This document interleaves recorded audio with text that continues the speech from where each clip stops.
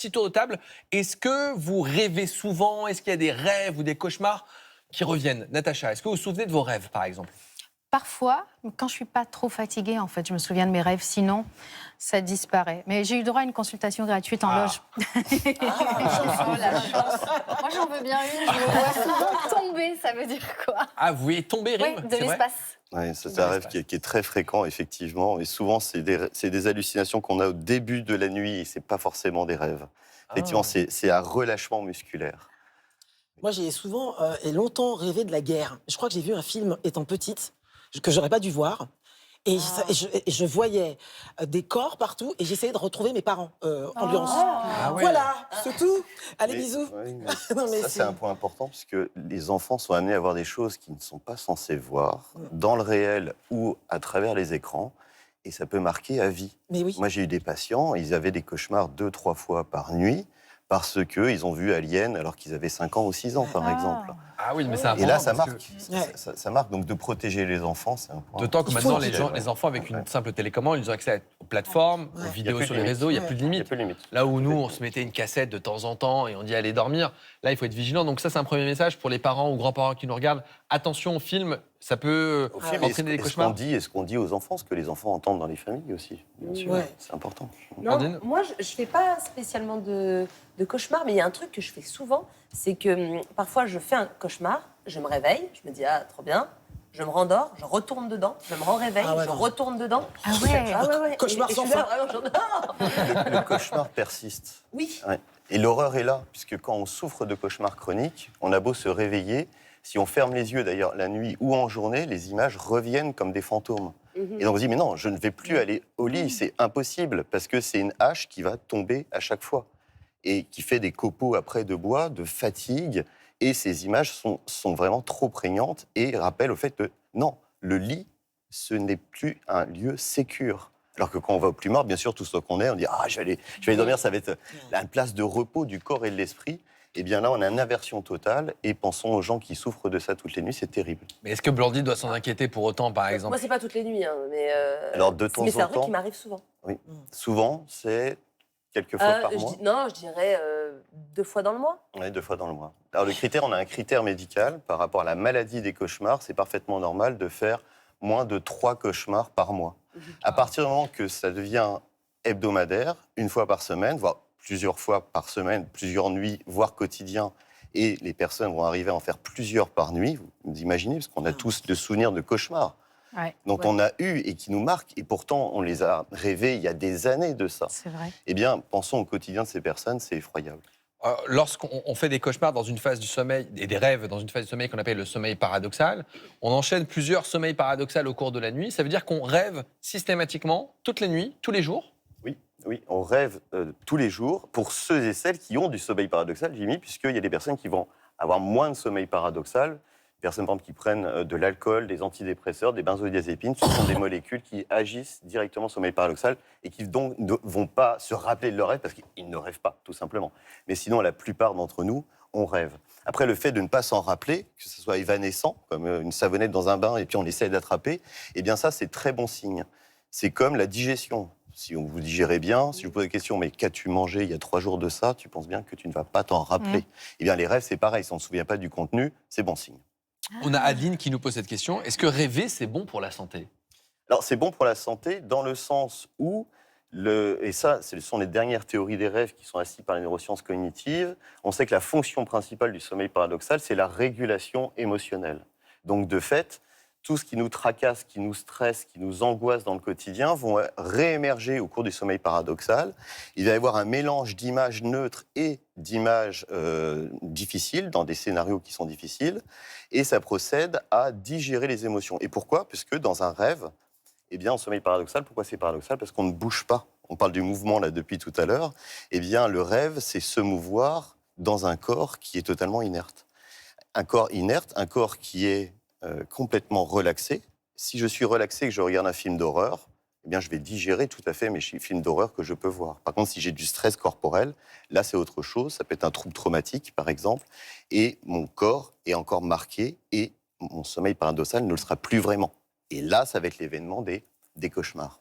à répétition. Est-ce que les rêves, ils ont toujours une signification symbolique un petit peu? Moi, je me rappelle d'un truc, on parlait des dents, c'était la mort. J'en sais rien, ce genre de choses. Je ne sais pas si vous entendez ça Ou en autre chose, ou des choses consultation, plus pas mal. folkloriques, qu'on ne dira pas.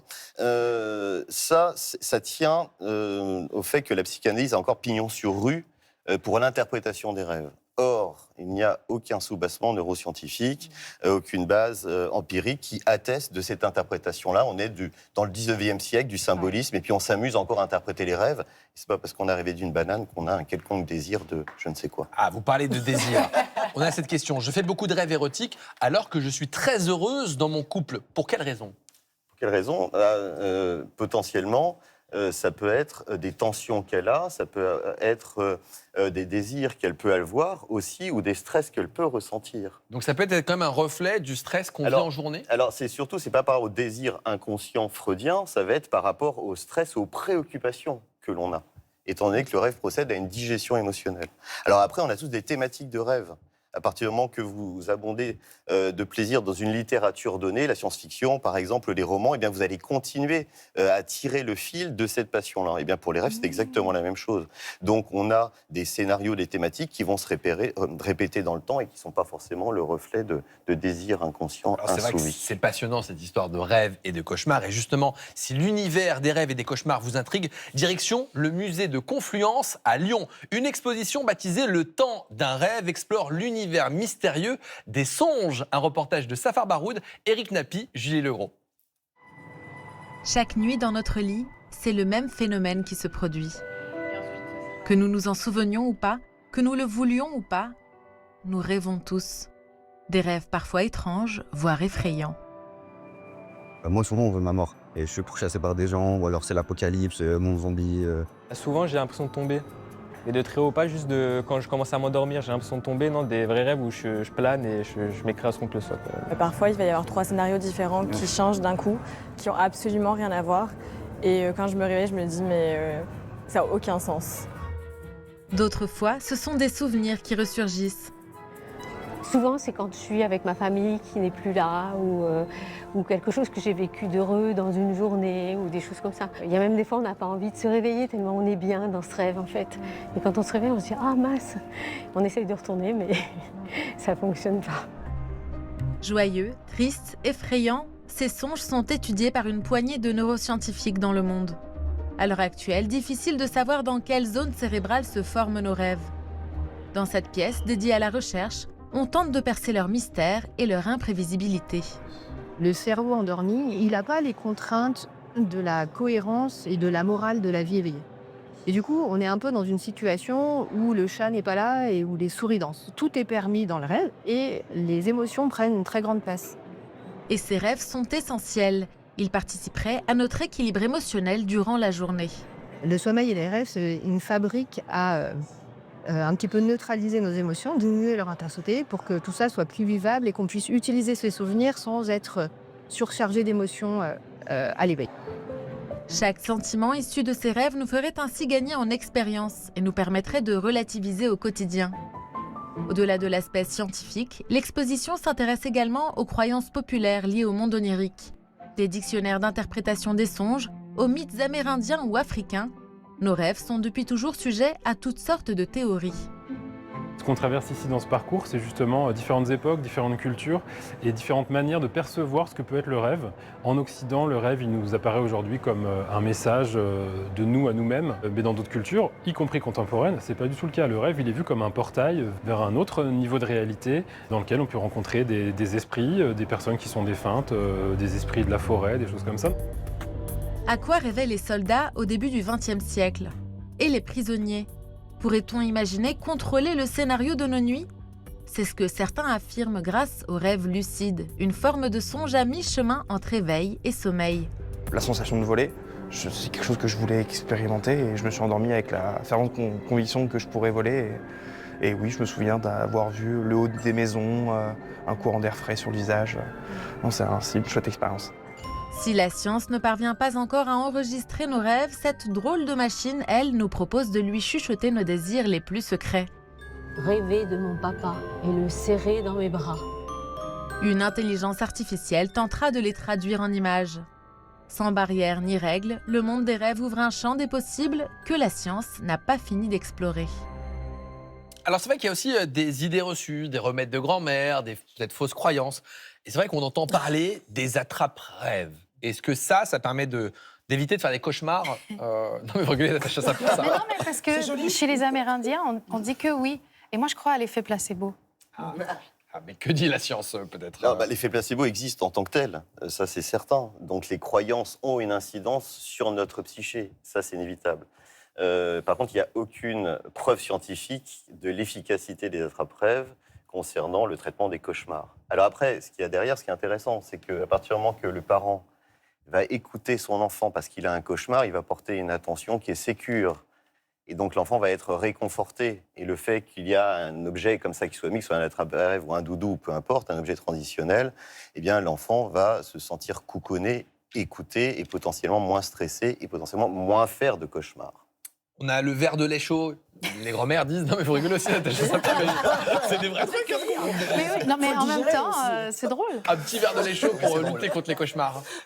Alors pour les cauchemars, on en parle surtout pour l'insomnie à la base, et pas pour les cauchemars. Pourquoi ? Parce qu'il y a du tryptophane dedans, pour tout dire. Et le tryptophane, c'est une molécule qui est précurseur de la mélatonine, c'est l'hormone du temps, et qui augmente avec le milieu de nuit. Donc de fait, si vous buvez des quantités astronomiques de lait, ça pourrait marcher. Mais bon, sur les cauchemars, on repasse. Alors, on a aussi les huiles essentielles. Alors, on m'avait dit, par exemple, que l'huile essentielle de mandarine permettrait peut-être de lutter contre certains cauchemars. Est-ce que l'aromathérapie peut aussi nous aider ou pas dans les cauchemars ? Tout est affaire de croyance, encore une fois. C'est que les personnes qui vont croire dans l'effet de ces substances alors qu'il n'y a aucune preuve scientifique, des études, il y en a eu beaucoup, comparativement à des placebos, elles peuvent trouver un remède. Après, j'en doute, concernant les cauchemars chroniques tels qu'on les a décrits, et là, c'est peine perdue pour les personnes qui en souffrent. Alors, qu'est-ce qu'on leur donne ? Qu'est-ce qu'ils font ? Enfin, franchement, c'était terrifiant. Alors, effectivement, il y a une recommandation internationale, c'est la thérapie RIM. Alors, on à bouger les yeux, c'est vachement bien. C'est la thérapie, donc c'est pas R-Y, mais R-I-M, c'est la thérapie par rescénarisation d'images mentales visuelles. Avant, on l'appelait l'imagerie rehearsal therapy. C'est une thérapie qui a été inventée par Barry Krakow dans les années 90 aux États-Unis. Et c'est une thérapie brève, de forme cognitivo-comportementale, où on apprend la personne à déjà s'approcher du contenu de ses rêves. Puisque quand vous faites des cauchemars, vous voulez surtout les mettre au placard, vous évitez d'en parler, puisque c'est source, comme les traumas, c'est source d'une grande souffrance. Donc déjà, il y a une approche confrontante au contenu des cauchemars, et on invite les personnes à monopoliser leur image mentale visuelle, leur capacité, on va dire, d'imagination, de fermer les yeux et de créer des nouveaux scénarios. Comme un film d'horreur, sauf qu'on garderait exactement les mêmes meubles et les mêmes acteurs, sauf qu'on en ferait non pas une tragédie, mais une comédie. Alors, c'est pas... Moi, quand j'avais appris les résultats d'une conférence qui avait été donnée aux États-Unis, je me suis dit, mais non, c'est pas possible, c'est la poudre de perlimpinpin, au même titre que ces gadgets. Et non, il s'avère qu'il y a beaucoup d'études contrôlées randomisées qui attestent de son efficacité. Alors, il ne s'agit pas de le faire plusieurs fois, c'est une psychothérapie qui va se faire en 4 ou 6 séances, avec une personne formée, mais à force de répéter, si vous voulez, le même film mental positif, avec les mêmes ingrédients visuels, à force de le faire jour après jour et de travailler cauchemar après cauchemar, en 2-3 mois, les personnes observent une réduction de la fréquence de leur cauchemar. Mais est-ce que ça en dit long sur notre état psychique si on enchaîne les cauchemars et qu'on se dit que ce n'est pas normal d'en faire régulièrement? Est-ce que ça peut être un signe de dépression, qu'on va vraiment pas bien? Est-ce qu'on doit se dire je dois consulter pour ce que pourrait représenter le cauchemar? Le point important, Jimmy, c'est quand on a des adversités dans la vie, quand on traverse des crises psychologiques, quand on est en deuil, quand on est victime de violence, il va être normal dans ces moments-là de faire des cauchemars, puisqu'on essaie de digérer des adversités qui pleuvent dans notre quotidien. En revanche, si les cauchemars ils persistent 1 mois, 2 mois après un événement traumatisant, alors que là, on va considérer que c'est normal, cette fréquence-là, là, on va s'inquiéter, on va parler de la maladie des cauchemars, et on sait que ce cauchemar chronique vont entretenir les mémoires traumatiques en tant que telles. Et pas de lien avec une maladie de Parkinson? On avait cette question, cauchemar et maladie de Parkinson? Alors, ce ne sont pas des cauchemars. Il y a un signe prodromique, un signe avant-coureur de la démence de type Parkinson, qui est le trouble du comportement sommeil paradoxal. Ce sont des personnes qui vont être en mouvement dans leurs rêves. Donc, imaginez que je suis attaqué par un lion et que je vais contrecarrer cette attaque. Dans mon rêve, je vais faire ce mouvement-là. Et dans cette maladie-là, eh bien, l'inhibition du corps n'a pas lieu. Et la personne va faire ce mouvement. Donc elle va se blesser ou blesser son partenaire de lit. Donc, invité à consulter évidemment le cas échéant. Tout à fait. Merci d'avoir répondu à toutes nos questions.